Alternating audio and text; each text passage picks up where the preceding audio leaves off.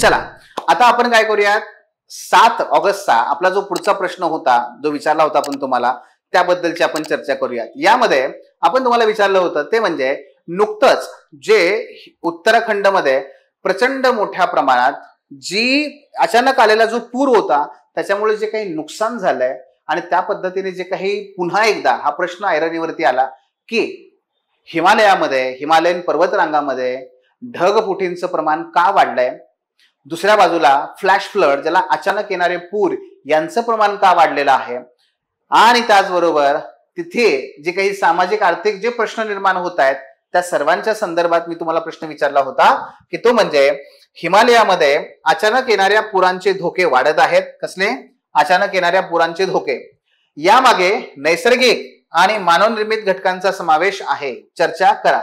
इथे बघा तुम्हाला फक्त आणि फक्त कशाबद्दल विचारलंय, पुरांबद्दल अचानक येणाऱ्या, आणि दुसरं त्याची फक्त कारणं विचारली आहेत, नैसर्गिक कारणं आणि मानवनिर्मित कारणं। म्हणजे या प्रश्नामध्ये तुम्ही फक्त कारणं लिहिणं हे अपेक्षित होतं। बर आता बघा आणि आणखी एक प्रश्न मी पुढे विचारला याच्यामध्ये, तो तुम्हाला मी पुढे सांगेनच की पत्र एक एक आपण प्रश्न बघूया। त्यातला पहिला प्रस्तावना। आता ह्याची प्रस्तावना आपण कशी लिहायची, मग मी तुम्हाला सांगितलं होतं बघा की प्रश्नामध्ये ज्याच्याबद्दल विचारलेलं आहे ज्याच्याबद्दल विचारलंय ती थीम लाईन त्याची व्याख्या करा आणि आपली प्रस्तावना लिहा, ती चालेल। आता दुसरी एक तुम्हाला मी त्या ठिकाणी प्रस्तावनेची पद्धत सांगतो जी इथे आपल्याला पाहता येईल, ते म्हणजे प्रस्तावने आपल्या प्रश्नामध्ये कशाबद्दल विचारलंय, अचानक येणाऱ्या पुराबद्दल। मग मी अचानक येणारे पूर म्हणजे काय हे डायरेक्टली लिहून माझं उत्तर सुरू करू शकतो, पण इथे कॉन्टेक्स्ट कुणाचा आहे तर हिमालयाचा आहे आणि हिमालय पर्वतरांगा ह्या कशा पद्धतीने त्याचं स्वरूप बदलत चाललंय याचाही आहे।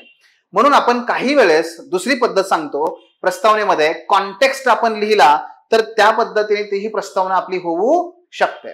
कॉन्टेक्स्ट म्हणण्यापेक्षा इथे आपण त्याला बेस म्हणूया। बेस काय बरं बेस आपला, तर आपला प्रश्न असा आहे की हिमालयन पर्वतरांगामध्ये येणाऱ्या अचानक पुरांचा। म्हणून आपण काय केलं, हिमालय पर्वतरांगेपासूनच आपण आपली सुरुवात केली। कशी की हिमालय पर्वतश्रेणी ही भूगर्भीय दृष्ट्या तरुण म्हणजे यंग फोल्ड माउंटेन आहे, तो त्याची उच्च असणारी उंची, तीव्र उतार आणि अस्थिर खडक यामुळे इथे भूस्खलन, पूर आपत्ती यासारख्या नैसर्गिकरित्या आपत्त्या घडून येतात। मात्र हवामान बदलामुळे, मानवी हस्तक्षेपामुळे आणि भूप्रक्रियांच्या परस्पर संबंधामुळे अचानक पूर हे अधिक वारंवार व तीव्र होत चाललेले आहेत। मी प्रस्तावनेमध्येच परीक्षकाला हे सांगण्याचा प्रयत्न केला की सर तुम्ही हे कारणांवरती प्रश्न विचारलाय ना, मी सुद्धा तुम्हाला सांगतो की इथे कोणती कारणं आहेत की जी महत्वाची ठरतायत। बघा आपण त्याची चर्चा या ठिकाणी करूयात। व्याख्या, पहिल्यांदा व्याख्या आपण बघूया। बघा लक्षात घ्या हा प्रश्न कशाबद्दल आहे बरं, हा आहे प्रश्न अचानक येणाऱ्या पुराबद्दल। आता अचानक पूर कधी येतात, फ्लॅश फ्लड, तर अचानक पूर येण्याचं एक महत्वाचं कारण आहे ते म्हणजे ढगफुटी। काय बरं, ढगफुटी। मग इथे मी केवळ तुम्हाला समजावं हे संकल्पना काय आहे हे समजावं म्हणून मी तुम्हाला तो कॉन्टेंट पुढच्या 2 स्लाइड दाखवणार आहे ज्याच्यामध्ये ढगफुटी म्हणजे काय आणि अचानक पूर म्हणजे काय हे मी तुम्हाला परिभाषित करणार आहे। परीक्षेमध्ये उत्तरामध्ये तुम्ही फक्त अचानक पूर याच्याबद्दलच लिहायचं आहे, ठीक आहे। बघूया आपण पुढे। मग ढगफुटी काय असते अगोदर आपण ते बघूया। ढगफुटी म्हणजे लहानशा क्षेत्रावर अल्प काळात, कसं लहानशा क्षेत्रावर अल्प काळात अचानकपणे खूप मोठ्या प्रमाणात कोसळणाऱ्या स्थानिक स्वरूपाच्या पावसाला ढगफुटी म्हणतात। तुम्ही जर बारकाईने बघितलं तर इथे जे शब्द आहेत ना हे शब्द काय करतात बघा, हे सांगतायत की अरे हा भूगोलामध्ये कुठेतरी आपण भूगोलाच्या पर्स्पेक्टिव्हने उत्तर लिहितोय। जसं की बघा लहानशा क्षेत्रावर, क्षेत्र हा शब्द, त्यानंतर स्थानिक स्वरूपाच्या पावसाला किंवा पर्जन्याला, हे जे शब्द आहेत ना मित्रांनो, तर लक्षात घ्या तुम्हाला आता हा सेम टॉपिक जर तुम्हाला याच्यामध्ये विचारला डिझास्टर मॅनेजमेंट मध्ये तर तुम्हाला तिथे शब्द बदलावे लागतील। बघा दारिद्र्य हा एकच टॉपिक आहे, पण जर समजा तो विचारला कशात तुमच्या सोशल जस्टिस मध्ये, पॉलिटिकल अँगलने लिहावं लागेल. दारिद्र्य हा टॉपिक तुम्हाला सोसायटीमध्ये विचारला, सोशल अँगलने लिहावं लागेल. दारिद्र्य हा टॉपिक तुम्हाला इकॉनॉमिक्स मध्ये विचारला, इकॉनॉमिक्स अँगलने लिहायचा. अँगल बदलायचा म्हणजे काय, पहिलं काम करायचंय भाषा, शब्द बदलायचे आहेत. आणि म्हणून इथे सुद्धा शब्द बघा कसे आहेत, व्याख्या कशी आहे त्याची, हे पहिलं लक्षात घ्या. होतं काय की एका तासाच्या आत जेव्हा 100 मिलीमीटर पेक्षा जास्त पाऊस एका ठिकाणी एका अत्यंत कमी मर्यादित क्षेत्रावरती पडतो ना, तेव्हा त्याला म्हणतात ढगफुटी. ढगफुटी. सोप्या शब्दामध्ये हा पाऊस सामान्यतः पर्वतीय आणि डोंगराळ भागामध्ये घडून येतो. कारण इथे काय होतं, ढग उंच भूपृष्ठावर अडकतात आणि पाण्याचा भार त्यांचा अचानक खाली सोडतात. उदाहरणार्थ कसं, जर समजा हा असा पण भाग बघितला तर हा असा डोंगर, तर इथे काय होतं, जे ढग आहेत हे ढग या पद्धतीने वरती वरती जातात आणि तिथे हे ढग हे बघा हे या ठिकाणी इथे थांबतात आणि त्यातून अचानकपणे त्यांना जे ओझं आहे, ठीक आहे, ते अचानकपणे त्या ठिकाणी प्रचंड पाणी खूप कमी कालावधीमध्ये भूपृष्ठावरती येऊन पडतं. आणि ह्यामुळे होतं काय, 100 मिलीमीटर पेक्षा जास्त पाऊस, नॉट अ जोक, लक्षात घ्या. ह्याला म्हणतात ढगफुटी. आणि ह्या प्रकारच्या आकृत्या आपण काढायच्या असतात आपल्या उत्तरामध्ये, प्रश्नामध्ये. मग अचानक येणारे पूर काय असतात बरं, तर अतिशय कमी वेळेमध्ये हा पाऊस पडला आणि कमी वेळेत पाऊस पडला, भरपूर पाणी त्या ठिकाणी साचलं, भरपूर पाणी पडलं. पाणी एवढं पडलं की जे पाण्याचा जो प्रवाह असतो नैसर्गिक, नद्या, नाले, ओढे, यांच्या वाहून नेण्याच्या क्षमतेपेक्षा जास्त पाणी आलं ना अचानकच. त्यामुळे काय झालं, अचानकच त्याने पुराचं स्वरूप धारण केलं. आणि पुराचं स्वरूप धारण केल्या कारणाने तेवढा मोठा जलप्रपात हा अचानकपणे तो ऊर्जा सोडतोय, तो तेवढा पाण्याचा प्रवाह हा कोसळत कोसळत पुढे जातोय की ज्याच्यामुळे त्याच्या मार्गात येणारी घरं असू दे, धरणं असू दे, झाडं असू दे, नैसर्गिक बांध असू दे, हे सगळं पत्त्याच्या त्या बंगल्याप्रमाणे कोलमडत कोलमडत कोसळून दूर होतं. आणि हे म्हणजे तुम्हाला पूर्वकल्पना सुद्धा याची देणं कठीण जातं की नागरिकांनो तुम्ही सुरक्षित ठिकाणी जा. अरे मनेपर्यंत तो पाऊस तुम्हाला पाणी घेऊन जातं पुढे. तेच बघा, अल्प वेळेत काही मिनिटे ते काही तास पाण्याची पातळी वेगाने वाढणे आणि जोरदार प्रवाह निर्माण होणे याला अचानक पूर म्हणतात, म्हणजेच फ्लॅश फ्लड म्हणतात. हे प्रामुख्याने ढगफुटी, हिमनदी फुटणं, धरण फुटणं किंवा पर्जन्यातील तीव्र बदल अशा वेगवेगळ्या कारणांनी घडून येतं. आपला प्रश्न तोच आहे. आपला प्रश्न हा आहे की हिमालयाच्या त्या डोंगर रांगामध्ये, प्रदेशामध्ये जे अचानक येणाऱ्या पुरांचं प्रमाण प्रचंड वाढलंय, त्याची कारणं कोणती आहेत, तर काही नैसर्गिक आहेत आणि काही मानवनिर्मित आहेत. आपण तेच आता इथे पाहणार आहोत. बघा इथे काय, हिमालयाच्या या प्रदेशामध्ये अचानकपणे पूर येण्याची कारणं कोणती आहेत. पहिलं नैसर्गिक कारण, त्यामध्ये क्रमांक 1 भौगोलिक वैशिष्ट्य. का वैशिष्ट्य, पहिलं भौगोलिक वैशिष्ट्य. हिमालय स्वतः, हिमालय हा वळीचा पर्वत आहे आणि तो सर्वात यंग माउंटन आहे, सर्वात तरुण तो हिमालय आहे, पर्वतरांग आहे. त्याचं वय अगदी अब्जावधी वर्ष आहे, पण तरी सुद्धा तुलनेने इतर अरवली वगैरे पर्वतांच्या तुलनेने तो अतिशय तरुण आहे. आणि त्याचबरोबर काय होत आहे, तो दोन गोष्टी आहेत बघा. हिमालय हा अस्थिर आहे, म्हणजे सतत तिथे काय होतात, वेगवेगळ्या प्रकारच्या भूपट्टाच्या हालचाली होत आहेत.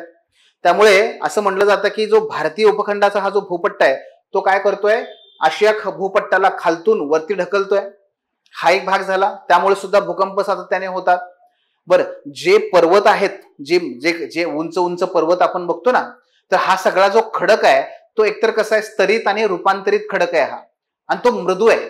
आणि त्यामुळे सुद्धा काय होतं, इथे जेव्हा पाऊस पडतो मोठ्या प्रमाणात तेव्हा त्याच्यामुळे ते दरडी कोसळणं किंवा त्याच्यामधून ते खड्डे मोठमोठे नैसर्गिक बांध तयार होणं, ते वाहून जाणं, हे सगळं घडायला लागतं. हे अरवली किंवा सह्याद्रीमध्ये होत नाही, कारण हा अग्निजन्य खडकाचा तो हे आहे, डोंगर रांग आहेत. हा फरक आहे. हे दोन भाग आहेत. दुसरं कारण नैसर्गिक, अचानक येणाऱ्या पुरांच्या संदर्भात बोलतोय आपण, ते म्हणजे पहिलं कारण सांगितलं. दुसरं कारण हवामान बदल. हवामान बदलामुळे काय झालंय, मोठ्या प्रमाणात इथे पर्जन्यमानात असमान वाढ.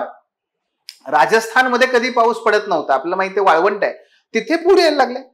हिमालयामध्ये क्लाउड बस्टिंग म्हणजे ढगफुटी कॉमन व्हायला लागली आहे. अचानक येणाऱ्या पुरांचं प्रमाण बघा, केदारनाथच्या ज्या 2003च्या ज्या घटनेपासून सातत्याने काय होतंय, हे पुराची समस्या वाढत चालली. मी तुम्हाला पुढे आकडेवारी सांगेन, ती सांगावीच लागते उत्तरामध्ये आपल्याला. दुसरं, यामुळे काय झालं, पर्जन्यमानामध्ये असमान वाढ, अनियमित मान्सूनचा पॅटर्न, उष्णतेमुळे हिमनद्या ज्या आहेत त्या वेगाने वितळतायत. या सगळ्यामुळे काय झालंय, अचानकपणे पाण्याचा मोठा प्रवाह बाहेर पडणं, वितळणं आणि ते बाहेर पडणं आणि ते पुराच्या समस्येमध्ये रूपांतरित होणं हे वाढायला लागलंय. तिसरं कारण ढगफुटी, आताच आपण बोललोय. चौथं कारण भूस्खलन. काय होतं तर भूकंपामुळे, पावसामुळे किंवा भूकंपामुळे माती, दगड या नद्यामध्ये कोसळून नैसर्गिक धरणं तयार होतात बऱ्याच वेळेस.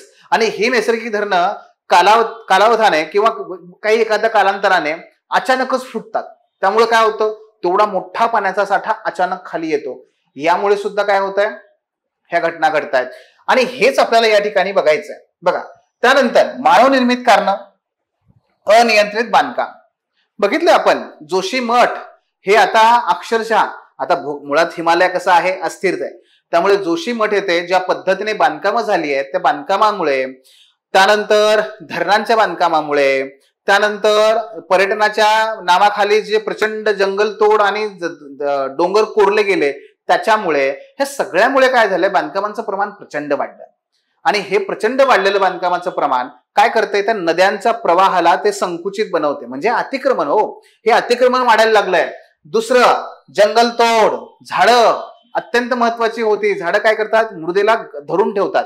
पण झाडं तोडली गेली, मृदेची धूप वाढली, परिणामी पाण्याला मुक्तपणे व्हायला मोकळीक मिळाली. आता त्याला कोणी अडवणारच नाहीये, झाडच राहिली नाहीयेत. हे दुसरं कारण आहे याच्यातलं. तिसरं, रस्ते आणि बोगदे यांचं बांधकाम. बघताय तुम्ही, अलीकडल्या काळात बरेच बोगदे बांधले गेले, सुप्रीम कोर्टमध्ये अनेक खटले चालवले गेले, याचिका टाकल्या, पुन्हा त्याला मान्यता दिली गेली. 4 धाम यात्रा सुखरूप व्हावी म्हणून अनेक डोंगर पोखरले गेलेले आहेत, परिणाम होतोय. चौथा, जलविद्युत प्रकल्प आणि खाणकाम. पुन्हा एकदा अनियंत्रित आणि अवैज्ञानिक पद्धतीने ज्या खाणी तिथे कोरल्या जात आहेत, परिणामी यासारख्या प्रचंड मोठा जे काही पाण्याचा साठा हा अचानकपणे फुटणं आणि मग त्यातून पूर निर्माण होणं हे पुन्हा घडायला लागलेलं आहे. हे सगळं होत आहे, लक्षात घ्या. मग ही सगळी कारणं आपण आता बघितली. बघा, नैसर्गिक कारणं बघितली, मानवनिर्मित कारणं बघितली की ज्याच्यामुळे अचानक पूर येत आहेत. ढगफुटी फक्त एक आहे, याला अनेक कारणं कारणीभूत आहेत. आहेत की नाही? हे आपल्याला ह्या ठिकाणी सांगायचंय. मग निष्कर्ष आपण कसा करू शकतो याचा पहा. 1 ऑगस्ट 2025 रोजी सर्वोच्च न्यायालयाने स्वतः हिमाचल प्रदेशातील अनियंत्रित बांधकामे आणि पर्यटकांच्या गर्दीबद्दल तीव्र चिंता व्यक्त करून पारिस्थितिकी म्हणजे इकोसिस्टम आणि पर्यावरण दोन संकल्पना वेगळ्या आहेत. या पारिस्थितिकी आणि पर्यावरणापेक्षा महसूल निर्मितीला प्राधान्य दिले जाऊ नये असे सुचविले. त्यामुळे प्रतिबंधात्मक, शाश्वत आणि विज्ञानधिष्ठित धोरणाची तातडीची गरज आहे. 2 गोष्टी आपण यात बघा हिट केलेल्या आहेत. एक, पहिला, सर्वोच्च न्यायालयाचा आपण काय केला, आधार घेतला आपलं उत्तर कन्क्लुजन करण्यासाठी. दुसरा ते म्हणजे हेच तर सांगतोच आहे, ह्यात आपण हे पण सांगितलंय की पर्यावरणापेक्षा महसूल निर्मितीला तुम्ही प्राधान्य देऊ नका. सरकारला आपण काय केलं, त्या ठिकाणी उपाय सुचवलाय. तिसरं, आपण पुढे बघा, प्रतिबंधात्मक म्हणजे आपत्ती व्यवस्थापन, शाश्वत म्हणजे सस्टेनेबल डेव्हलपमेंट गोल्स आणि विज्ञान निष्ठित म्हणजे सायंटिफिक टेम्परामेंट, या सगळ्या गोष्टी आपण एकत्र आणल्या आणि आपलं कन्क्लुजन त्या ठिकाणी लिहिलं. याच्यापेक्षा आणखी प्रभावी कन्क्लुजन काय असू शकतं? आता यातला जोडून दुसरा एक प्रश्न होता, मी तुम्हाला विचारला होता की भूविज्ञान, जलशास्त्र आणि हवामानशास्त्र यांचा परस्पर संबंध हिमालयात अचानक येणाऱ्या पुराचे धोके वाढवतो आहे. अलीकडील घटनांच्या आधारे याची चर्चा करा. बघा, आता मी तुम्हाला हा प्रश्न का डिस्कस करतोय आणि का विचारला, कारण कॉन्टेंट तोच असतो, पण प्रश्नाच्या गरजेनुसार आपल्याला तो मांडावा लागतो. आपल्याला ते बघायचंय. आता बघा, प्रश्नामध्ये कारणच लिहायची आहेत, पण ते 3 भागामध्ये विभागले आहेत. एक भूजल, दुसरं भूविज्ञान, दुसरं जलशास्त्र, तिसरं हवामान. म्हणजेच या 3 भागात आपल्याला ती विभागणी करायची आहे आणि त्यानुसार आपलं उत्तर लिहायचं. कारण तीच आहे, कॉन्टेंट तोच आहे. मग कसा, प्रस्तावनेमध्ये आपण तेच करणार की हिमालय पर्वत श्रेणी ही भूगर्भीय दृष्ट्या तरुण असून उच्च उंची, तीव्र उतार आणि अस्थिर खडक यामुळे इथे भूस्खलन व पूर आपत्ती नैसर्गिकरित्या घडतात. मात्र एक शेवटचं वाक्य फक्त आपण बदलणार. मात्र हवामान बदल, मानवी हस्तक्षेप आणि भूप्रक्रियांचा परस्पर संबंध, तेच 3 मुद्दे आहेत. पण इथे या शब्दांशी, कुठल्या, याच्याशी संबंधित आहेत ते. अचानक पूर हे अधिक वारंवार व तीव्र होत आहेत. मग पुन्हा काय सांगितलं आपण, अचानक येणारे पूर म्हणजे काय हे आपण काही तिथे सांगू शकतो. त्याने आपली प्रस्तावना त्या ठिकाणी सुरू करू शकतो.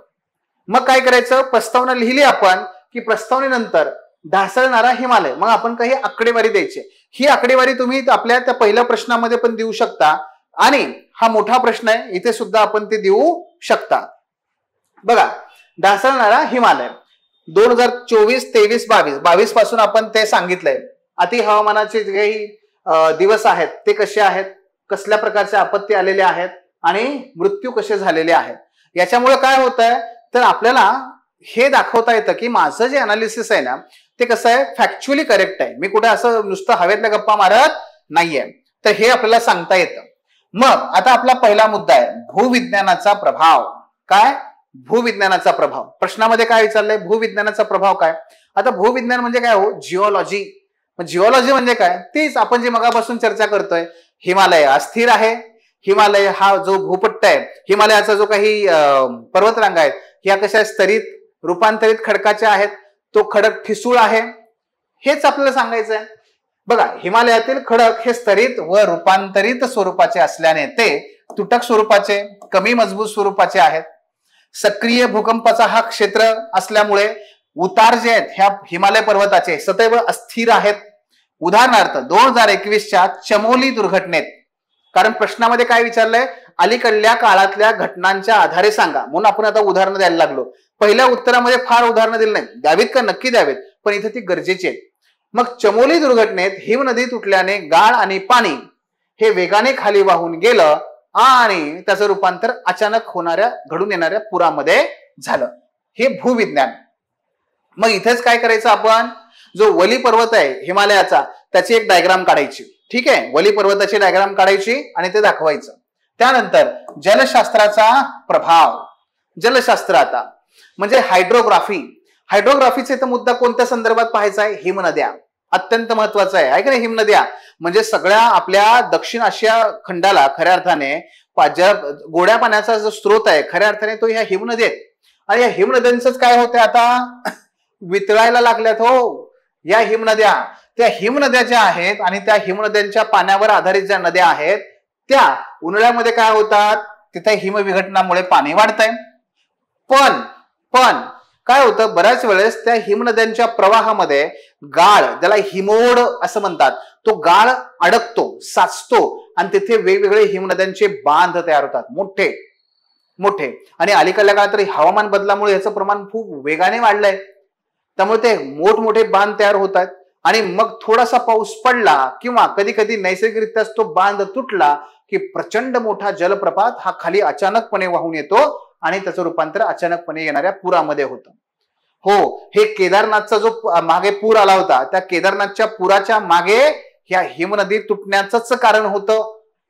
याला काय म्हणतात, नैसर्गिकरित्या बंध फुटल्यास किंवा तो बांध फुटल्यास अल्पवेळेत प्रचंड पूर, ग्लेशियल लेक आउटबर्स्ट फ्लड्स. हे केदारनाथचा जो पूर आहे त्याचं उदाहरण या ठिकाणी द्यायचं आणि त्यानुसार आपण आपलं उत्तर लिहून पुढे जायचं. गेटिंग, ते करायचं. त्यानंतर तिसरा, हवामानशास्त्राचा प्रभाव म्हणजेच काय, क्लायमेट चेंज. ऍटमॉस्फिअरिक. हायड्रोग्राफी वेगळं, ऍटमॉस्फिअरिक वेगळं. हवामान बदल होतोय, मान्सूनचा पॅटर्न बदललेला आहे, त्यामुळे अचानकपणे काय झालंय, या ठिकाणी वेगवेगळ्या बाबी बदललेल्या आहेत. हवामान बदलामुळे तीव्र हवामान घटना वाढल्या. उदाहरणार्थ ढगफुटीसारख्या. 2024 मध्ये उत्तर काशी या घटनेमध्ये एका तासात 100 मिलीमीटर पेक्षा जास्त पाऊस पडल्यामुळे अचानकपणे पूर आला आणि सगळं काही नष्ट झालं. मान्सून जेट स्ट्रीम्स, स्थानिक उष्णता आणि आर्द्रता यांच्या दरम्यानचा जो सहसंबंध आहे तो बदलत चाललेला आहे आणि त्यामुळे ढगफुटीसारख्या घटना प्रचंड वेगाने वाढत चाललेल्या आहेत. मी तुम्हाला आता मगाशीच सांगितलं ही कशा घटना वाढत चाललेल्या आहेत. हे आपल्याला सांगायचं आहे की ह्या 3 कारणामुळे, अगदी तुम्ही सुरुवातीला एक ट्रायंगल पण काढू शकता आणि त्याच्या आधारे सांगू शकता. शेवटी आपला निष्कर्ष तोच, सर्वोच्च न्यायालयाचं म्हणणं. त्यानंतर आपण काय होणार, पारिस्थितिक आणि पर्यावरण हे महत्वाचं आहे ना की महसूल. आणि त्यानंतर आपण काय करणार, प्रतिबंधात्मक, disaster management, sustainable development goals आणि सायन्स, सायंटिफिक टेम्परामेंट, ह्या सगळ्या गोष्टी आपण एकत्र करून या ठिकाणी आणल्या आणि आपलं उत्तर त्या ठिकाणी झालं. समजतंय? सो अशा पद्धतीने आपल्याला काय करायचंय, इथे या प्रश्नांना टॅकल करायचं आहे मित्रांनो. गेटिंग? ओके, समजतंय? Yes. Thanks for watching. If you found this video valuable, don't forget to like, share and subscribe our channel. The Officer, your personal mentor.